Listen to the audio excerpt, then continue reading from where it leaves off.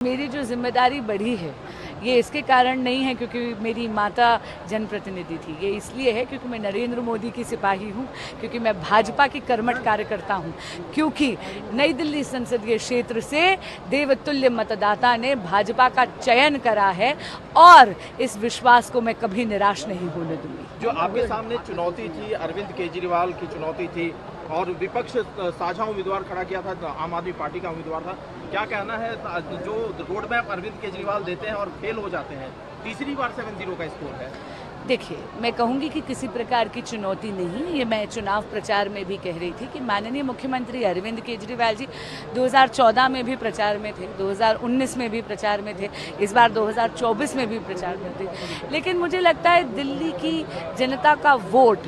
उनके करी हुई एक एक चोट का जवाब है और दिल्ली का ये जो जनादेश आया है ये सिर माथे। एक आखिरी सवाल है मैम, अरविंद केजरीवाल ने कहा था कि जेल का जवाब जनता वोट से देगी,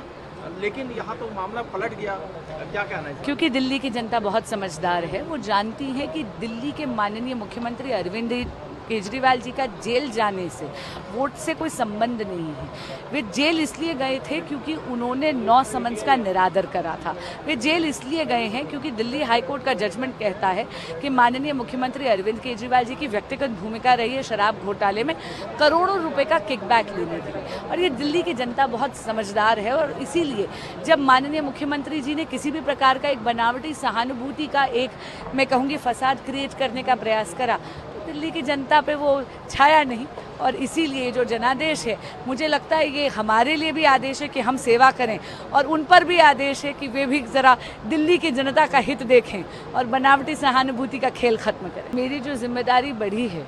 ये इसके कारण नहीं है क्योंकि मेरी माता जनप्रतिनिधि थी, ये इसलिए है क्योंकि मैं नरेंद्र मोदी की सिपाही हूँ, क्योंकि मैं भाजपा की कर्मठ कार्यकर्ता हूँ, क्योंकि नई दिल्ली संसदीय क्षेत्र से देवतुल्य मतदाता ने भाजपा का चयन करा है और इस विश्वास को मैं कभी निराश नहीं होने दूंगी। जो आपके सामने चुनौती थी, अरविंद केजरीवाल की चुनौती थी और विपक्ष साझा उम्मीदवार खड़ा किया था, आम आदमी पार्टी का उम्मीदवार था, क्या कहना है? जो रोड मैप अरविंद केजरीवाल देते हैं और फेल हो जाते हैं, तीसरी बार 7-0 का स्कोर है।